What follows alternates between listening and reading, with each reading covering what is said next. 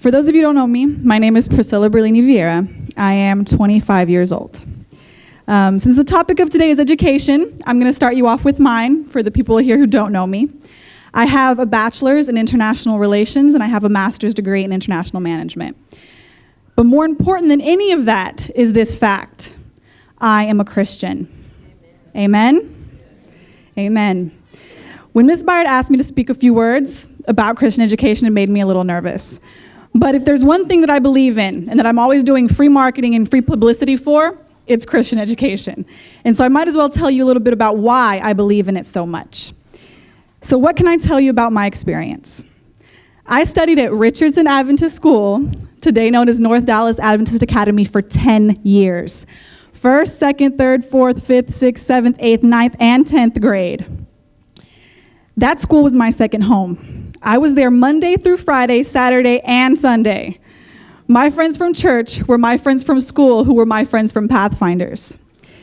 The teachers, the pastors, the directors, the counselors, the friends, they became my family. And a lot of them are my family till this day.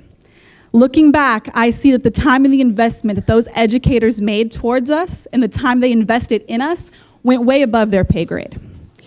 Now we can agree that education is about teaching and learning, getting kids prepared for college, getting good grades, giving them the skills they need to be good in life. But Christian education goes above and beyond that. Christian education is about values, and it's about Christian values. It's about why we work hard. It's about why we're honest and why we're truthful, and it's why we are respectful and dedicated in all that we do. It's about why we say no to drugs. A Christian education teaches us that we are not our own. We are bought with a price, and therefore we should honor God in all that we do. It teaches us that our relationship with God needs to be our number one priority in this life, and that is something that I can guarantee you is not on the agenda at your neighborhood public school. Now, parents, I also work with Adventist youth. I work with them in Pathfinders. I teach our youth Sabbath school class. Your kids are my friends on Facebook. I see what they post. I can tell you that a lot of youth that I work with, they go to public school. And they tell me, what happens at school, what their friends say, what their teachers say, what happened at that party after prom last week. They heard, they weren't there. But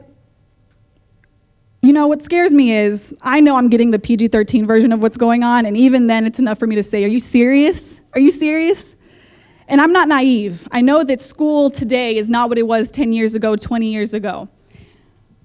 The media isn't the same. Television, movies, music isn't the same. The things that maybe scandalized us 10 years ago, it's completely normal for this generation. And I'm going to give you one very quick example of that. Here's something that I learned recently. YOLO. Does anyone here know what that means? Over 30 or 40 that know what that means. I didn't. It means, YOLO, it means you only live once. That's the anthem today for these kids, for this generation, for this youth, for these young adults. Do what feels good. You only live once. Do whatever you want. YOLO. Church, that is the dumbest thing I have ever heard in my life. I do not plan on living once. This is not my home. I was not made for this earth. I am a stranger here. My citizenship is of heaven, and I plan on living there forever, not once. Amen. But that is not what the world is teaching our kids. Parents, you might hope that you are the strongest influence in your kids' lives, and when they're really little, maybe that's true. But as they grow older, if you still think that, it's cute and a little idealistic.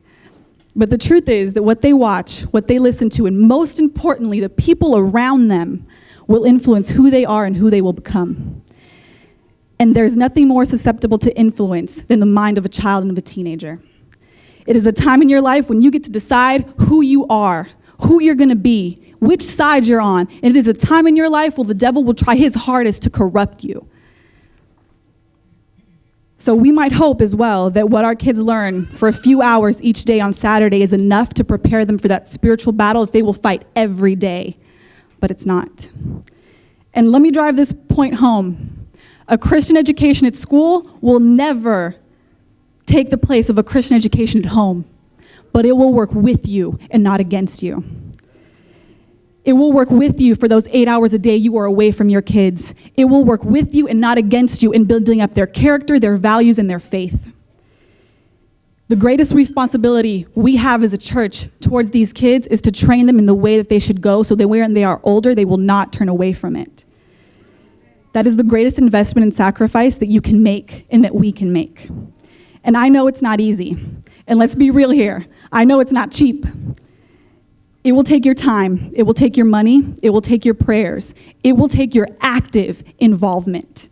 It will take your hard work, your sweat, and your tears. And if you ask that lady sitting right there in the third row, say, "Hi, Mom," she'll tell you the exact same thing. But if you ask her if it was worth it, 10 years of Christian education, she'll say absolutely. And if you ask me if it was worth it, I will tell you there is no other place I would have rather spent my childhood and my youth than at that school. Those were some of the best years of my life. I had so much fun. And while I was at it, I got a quality education. I learned hard work and respect and dedication. I learned compassion. It gave me the best friends I have till this day. It extended my family. And it gave me the foundation for the faith that has brought me through some hard times. So parents, if you're thinking about sending your kids, do it. If you're already sending your kids, thank you. Kids, if your parents are already sending you, be grateful. And kids, if your parents are thinking about sending you and you don't know if you want to go, go. It will be some of the best years of your life. Thank you.